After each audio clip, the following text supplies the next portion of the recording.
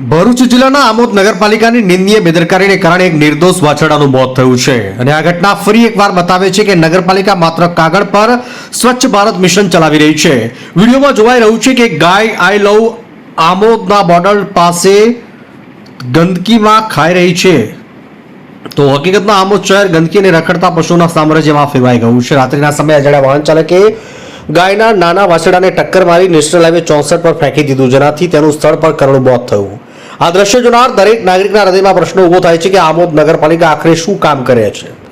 મળતી માહિતી મુજબ લગભગ 1 મહિના પહેલાથી જંબુસર નગરપાલિકામાંથી પશુ પકડવા માટે ઢૂંઢનો ડબ્બો લાવવામાં આવ્યો, પરંતુ આજ દિન સુધી એક પણ રખડતા પશુને પકડવામાં આવ્યા નથી। શહેરના રસ્તાઓ પર દિવસ રાત રખડતા પશુઓને કારણે અકસ્માતો વધી રહ્યા છે, અનેક નિર્દોષ જાનવરો જીવ ગુમાવી રહ્યા છે અને અનેક નાગરિકો ગંભીર ઈજાઓ ભોગવી રહ્યા છે।